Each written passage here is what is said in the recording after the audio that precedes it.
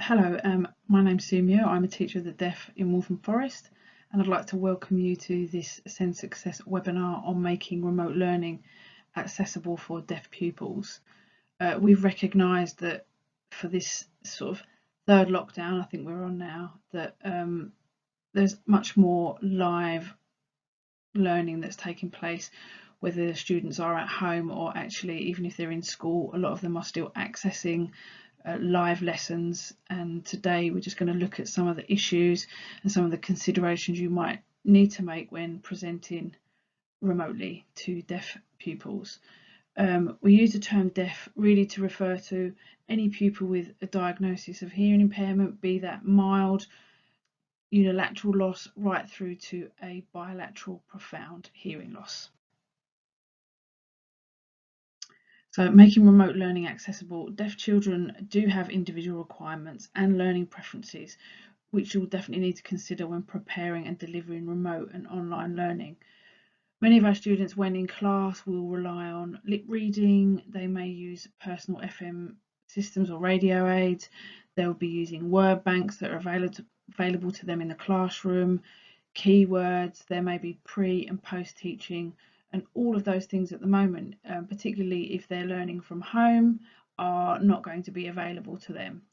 So it's really important that we make the remote learning as accessible as possible, and it is the educational settings are legally required to make reasonable adjustments to ensure that pupils can still access any teaching or learning. And as I said previously, we've got many students who, although they are attending the school setting, they are still accessing the learning online. So in computers in their classroom, if their teacher is at home and they're delivering the lesson from home, then they are still logging on to that. So they still need to be thinking about those deaf students. Also, it can be very difficult for our deaf students to adjust to working online, and it can lead to them feeling isolated, frustrated, overwhelmed, and unable to access the work. Again, just thinking about the sort of lessons when you're in the classroom as a teacher, you can sort of see when that student is maybe struggling or not keeping up, and you can adjust your teaching while you're there. That's much more difficult when you're doing that online and you're only seeing a tiny video of somebody, or you may not be able to see all the students because you're presenting a PowerPoint, so therefore you just see a very small screen. And online, because you're not getting the feedback in the way that we would do in the classroom, often the pace is much quicker, so it's much harder for our deaf students to keep up. You may not have all the other students muted, and that can be really, really distracting if you have got others making a noise, just rubbing things past their microphones, making scratching noises. That our students don't have the same support, particularly if they're at home. They might have parents who are also working or supporting other siblings and are unable to support them during that online learning, and just generally missing key information that's being given out over the online learning. So we need to think about the reasonable adjustments that we can make to help reduce any possible negative impact and improve the learning experience for deaf students. So in order to do that, we've broken it down into 4 main areas. So we're going to look at technology, communication, the visual support, and the presentation itself. So issues with technology. So first thing, children may not be used to wearing their hearing devices at home. As many of you know, a lot of our deaf students will wear their hearing aids, or they can often wear their hearing aids very well to school, but that's not the case at home. And sometimes, they get home, they take them out, or they don't wear them at the weekends, or they don't wear them during the holidays. And so it's really hard to get them into the mindset that they need to be using them at home to access the learning. Just the practicalities of actually being able to hear a teacher's voice on the computer, unless you've got your listening device on, you're going to make that sort of very difficult for yourself. So straight away, that may be a battle that's taking place at home, particularly for those students that really don't like wearing their hearing aids at home. Obviously, the hearing devices will pick up background noise, and that is something that they are used to in school, but it will be the same at home. it's very rare that they have the opportunity to sit somewhere without any background noise. And they may very well have siblings who are also doing home learning, and they may be sharing a room. So there's lots of background noise going on. They might be able to hear other video calls, etc. Um, Also, on a video call, and I know this from sort of delivering training myself, um, and watching training, it's quite difficult to ask for help when you've got to unmute yourself, you've got to put your hand up, the pace is moving very quickly, you might have moved on, and it's quite difficult for that student, our deaf students, or any students really, to sort of put their hand up and say, I need some help with that, I didn't understand that, or I misunderstood, or I didn't hear that. So often they won't, and they'll just sort of get to the end of the lesson and will have missed lots of bits of information. The other side of that is they might not always be aware of information that they have missed as well. If they are struggling to hear, there could be small bits. There might be something that somebody else has said, and there's been lots of background noise, so they've missed those sorts of questions or responses from other students. So really important for teachers to make sure that they're repeating any sort of suggestions made by other students during class discussions and things like that, because there's so much information that can be missed.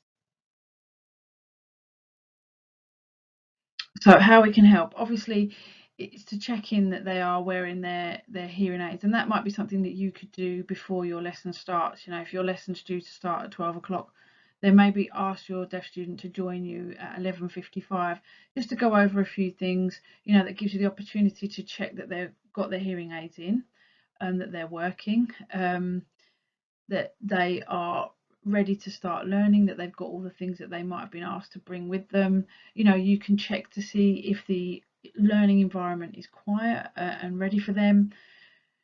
Some of our students that wear radio aids or use a radio aid in school, we have given them something called audio leads. So these are leads almost like headphone leads that plug into a normal headphone port, and then they will just plug into the bottom of their hearing aids. And again, that gives a direct input which will help to reduce some of the background noise. Some of our students have been using those. Others have just been using headphones that they put on over their hearing aids, or sometimes they've taken their hearing aids out and just using headphones, and that's been working quite well. So again, it's about sort of finding what's working best for your student, and you need to sort of check in with them. Are they able to use the functions of the learning platform that you're using? So things like hands up, the chat box, muting, can they mute and unmute themselves? Are you using live captions? Some of the learning platforms don't support live captions. Sometimes the live captions can make things more complicated, and we will talk about that a little bit further on. But it's just to let that student know that those functions are available and how to find them. So you may have to sort of investigate as well. Ensuring that your microphone is working effectively. Sometimes your microphone dips in and out. You might turn your head and your computer doesn't pick up your voice. Sometimes the microphones you have that come round to your mouth, although they're quite clear, sometimes they can sound a bit muffled if your mouth is too near to them. So again, you need to maybe just before the lesson starts check that that student can sort of hear you, and to minimize any background noise at your end as the presenter. Sometimes a doorbell goes, or you might have a dog at home that barks. So it's just to sort of try and avoid any kind of background noise that's going to mask your voice. There are noise suppression functions. I know on Microsoft Teams there's a noise suppression which you can put on at your end, which will help to cut out background noise. And the microphone tends to only pick up your voice, which can be quite useful if that's a situation. And also things like using breakout rooms. When I delivered this training, it did come to our attention that it can be quite difficult to manage breakout rooms because you may need staff to be there. But again, that might be something that you could organise so that a TA, an LSA, or yourself, or another adult can be in that breakout room, just to sort of reduce again the amount of people that are on there, maybe the amount of noise that might bring. So now we've got sort of issues with communication. So as I previously mentioned, children with a hearing impairment rely heavily on lip reading and all the non sort of verbal communication that they're used to having in the classroom that supports their understanding. And it's this is very difficult when you're delivering something online and you're on video. Often when you're sort of presenting, um, you become a very small box in the corner, like I am now, which makes it incredibly difficult to follow lip patterns and facial expressions. So again, that might be considerations that you need to make. Maybe you present the work and you avoid talking whilst you're, maybe they've got some reading to do, um, but just to be mindful that they are going to struggle in terms of lip patterns. Unfortunately, and I'll probably say it a few times throughout this webinar, is that unlike when we do deaf awareness training and the strategies that we suggest, then we know that if you follow those strategies, then there's every opportunity for those students to be age appropriate with their learning. Unfortunately, this way of learning, online learning, there's no magic wand, unfortunately, and there are going to be issues. This is not an ideal way of learning for anyone really, but for deaf students in particular, it's very, very difficult. And with all the best will in the world and putting everything in place, they are still naturally going to struggle to access learning in this way. So it's just to be sort of mindful of that. And if you are doing a lot of talking, maybe put your presentation down until you're ready to actually talk about the presentation. If you're giving information about the lesson or something else that's coming up, make sure that you are fully on the screen so that they do have a good opportunity to see your face for lip patterns. So how to help? I've put mute, mute, mute. Please ensure that if you're able to, and I think on most online learning platforms you are able to mute. If you are the presenter, you are able to mute everybody. So I would do that and just ask them to unmute when they want to talk or to put their hand up so that you can unmute them. But it really, really helps to reduce all that kind of background noise, and it stops students from talking over the top of each other. We've all done it now. We've all experienced Zoom meetings and things like that. It's very difficult to sort of talk, and then sometimes by the time other people have finished talking, you've kind of gone, that moment's passed, and all of those sorts of things will be going on for our students. um, Obviously making sure that when you are speaking that your face is well lit and can be seen clearly. Now normally you can just have a look in the video yourself and you can see your face quite clearly, so you can see what they can see. So if your face is in shadow, try and get some light onto your face, again just to allow better opportunity for lip reading. Avoid turning your face away from the camera whilst you're talking. Often it makes the sound disappear, and also again they can't see your lips for lip pattern. Speak naturally and clearly. You don't need to over enunciate or to shout, but just make sure that you're nice and clear. Pacing the lessons appropriately, making sure that you're sort of giving comfort breaks, and those sorts of pauses that our students need to process the information that you've given them. It is really hard when you're delivering online, because you do tend to sort of speed up because you're not getting that kind of feedback. You're not stopping to chat as much as you would do if you were sitting in front of each other in the classroom. So it's about being mindful of, giving a comfort break. It's very difficult for all students, and particularly deaf students, to keep their attention going for that length of time. Avoid more than 5 or 10 minutes of listening without there being a significant break, and particularly for hearing aid users. um, Obviously repeating and rephrasing other children's contributions, and I know that takes a little bit of the logistics of you stopping, unmuting, letting that person talk, repeating that, but it will really benefit probably a majority of your students that are accessing the learning, because it is very difficult to concentrate. And also to remind other children, or other people speaking, to turn their cameras on when they're speaking, so that again we can see lip patterns and facial expressions.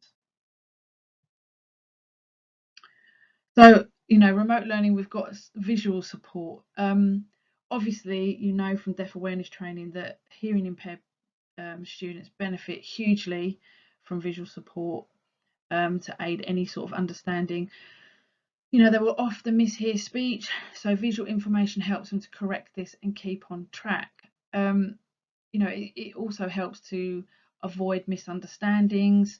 If they think you're talking about one thing and you're talking about something else, if you have a visual there, that helps to avoid any of those sort of misunderstandings. Pupils that deaf pupils will have difficulty switching their attention. So, if they're listening to you and then you're showing them something and then they're listening to you again, you need to ensure that you've got their attention, and you might need to sort of try and keep an eye on them during lessons, keep checking in with them, making sure you're using their name just to sort of draw them back in case they've sort of gone off. As I said, if they're having to access a lot of online learning throughout a day, you might notice towards the end of the day that that sort of listening fatigue is setting in, and so it's very easy for them to switch off, particularly if you're not there right in front of them. They can just sort of start thinking about something else or start doodling, and then they've switched off from what you're saying. So try and make sure that you're keeping their attention, that you're calling them, you're asking them questions. Try not to put them on the spot, but you could ask them a question and say, right, I'm going to come back to you in a moment, have a think about that. Anything you can to sort of try and keep their attention, and be very clear when you've moved from one subject to another, or from one part of the topic to another, because it's quite easy again to lose track of what's happening and missing information. Then it all becomes very confusing. And again, like with thinking of visually, if you're presenting a slide or PowerPoint or something like that, try not to have too much information on one slide. It's very overwhelming. It's a bit of a sensory overload, and again, it can just lead to that student kind of switching off and thinking, "Wow, that's far too much information to think about. I'm just going to think about something else that's not to do with the lesson." So how you can help? So just remembering things like when you are sharing your screen, that it will reduce your video, so your face will become much smaller, losing facial expression and lip patterns. So as I've mentioned, avoid doing that for any sort of prolonged amount of time. Make sure that if you're discussing something, that you're not reading from that slide to flick back to full screen. And I know that can be quite difficult, flicking backwards and forwards, but it really does help our students to be able to see your face clearly and to see your lip patterns. However pixelated they might be, it's better to sort of have them than not have them. Obviously, remembering that a deaf child will need time to adjust from a visual presentation to listening, which is what I've just mentioned. So making sure that you are continually getting their attention, giving them warning if you're going to ask them a question, give them a little bit of time to process that. If you're using videos or anything like that, use subtitles where possible. Make sure you're checking the subtitles. And again, this is sort of thinking about the captions. Often captions, live captions in particular, can add to confusion because they don't always pick up the words correctly, and so they can be, if you're trying to read them, it can all become a bit jumbled. So make sure you're sort of checking your learning platform and what sort of how efficient the live captions are. There are apps that you can get that live dictation. So one of my deaf colleagues uses one, and she just leans her, it's an app, and she just leans her phone next to the microphone on the computer, and it will pick up whatever the teacher's saying, whoever's talking. Obviously, again, that's why you want to avoid having more than one person talking at once, because then it all becomes a bit sort of jumbled. So maybe that has to be a rule when you're presenting, that only one person speaks once. But they're quite good, they work quite well, those sorts of apps. And as I said before, just ensure that wherever you're delivering your live lessons from, is that it's well lit, and avoid any sort of shadows or reflections that might obscure your face. So as we said, thinking about presentation, trying to listen and attend and learn is, very, very tiring for everybody really, and particularly our hearing impaired students. So again, when you're sort of thinking about how you're actually presenting your visual work, or your online learning, how much information are you giving them? Make sure it's things like keywords, maybe one picture for just for clarification. And remember, it's easy for them to mishear things and become confused and miss significant amounts of lessons. So as I said, if you've got those kind of key points on your slide, then that will be enough to sort of keep them on track and to reinforce the listening that they're having to do. And also, just because that student is on your screen and you can see them and you sort of think, oh yeah, great, they're coming to all the lessons, that's really great. Unless you're interacting with them, it's very easy for them just to be there on the screen, but actually still not managing to access the learning. So make sure that you keep them in your focus and that you're checking in with them all the time during presentations. If they've watched a video, as I said, you could maybe do a bit of pre and post learning so that they know what's coming. That might be something that support staff can help with, thinking about the breakout rooms, making sure that they're checking afterwards that they're able to get on with any sort of work that you've set outside of the actual live lessons, and just make sure you're interacting with them regularly. Are they using their hearing aids? Are they doing everything that they can to be able to, be part of the online learning? So, as I've sort of mentioned, sorry, we're going to start getting to a point where I'm probably repeating myself a little bit, but as I said, avoid overcrowding your presentation, as that can become more distracting. As I said, a couple of keywords, some pictures, a small amount of text. Don't put up a great big slide full of, 2 paragraphs of writing. It's going to be almost an impossible task for them to read that at the same time as listening to you speaking. Sharing the vocabulary, as I said, you could do that before the lesson or afterwards. So, I mentioned earlier the whole meeting them on there maybe 5 or 10 minutes before the lesson, just to go over some new words that might be appearing in that lesson, to check that all their devices are working, to check that they're ready to go, maybe to check in that they've managed to complete a task that was set previously. It really would be useful to sort of be checking in with them in that way. As I said, break up content. So try and avoid talking for too long. It's really hard to keep focus, so it's better to do it in short bursts. Small tasks, come back, a little bit of listening, off you go and do another task, or maybe watch a video, and think about how you're using, if you are lucky enough to have support staff, how are you using them to support your deaf student? Even things like, are you keeping in touch with home? Parents that I've spoken to, sometimes they go, oh yes, they're sort of accessing the learning, and then when you speak to the teacher, they go, well actually no, they're not, or vice versa. The teacher can think that they're following and doing really well, and then when you speak to the parents, you find that when they come off from the call, they don't really know what they're doing and they've missed a lot of the information. So maybe you could use support staff for times when you want to sort of check. So sort of thinking about our vulnerable students. So at the moment during this lockdown, there are limited children that can go into school in terms of, key worker children or vulnerable children, or those with EHCPs. Now, deaf students don't often have EHCPs, and so are not instantly recognised as being vulnerable. However, when you look at government guidance, it makes reference to pupils coming into school who cannot access the learning from home.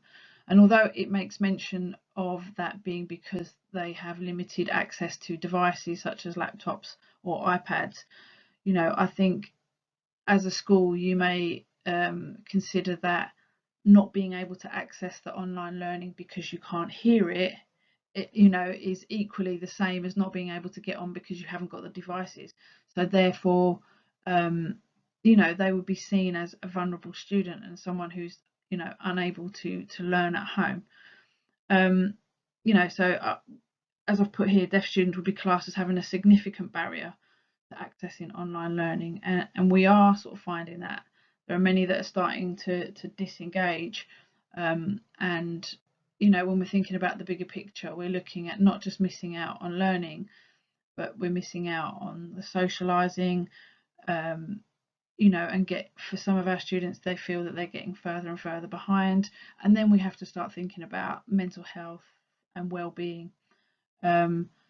So, I think you need to make consideration for deaf students at school.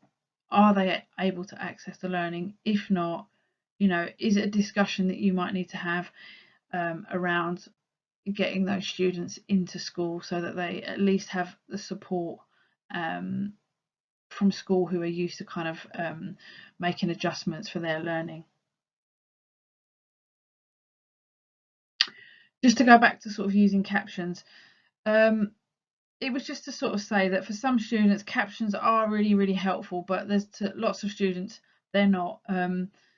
Unless they are accurate, they can lead to further confusion, as I've mentioned, and not all of the learning platforms do support captions. So you might want to consider looking at the sort of live dictation sort of apps that are going to cover that. All Senkos have received information sheets on how to put captions on to different learning platforms, and I know that we have got that up on our website, so please do have a look. So I'd just like to thank you for listening to our webinar on remote learning for deaf pupils, and I hope it's been helpful. If there's things, as I said, it's kind of new to everyone, it's new to us, and unfortunately there's no perfect solution, as this is not an ideal way of learning for anybody. But if there's anything that you feel that we haven't covered, or you've got further questions, then please don't hesitate to contact us on any of those details there. There's our email, or just generally at inquiries for Send Success. Yes, thank you for listening, and please do check out some of our other webinars. Thank you.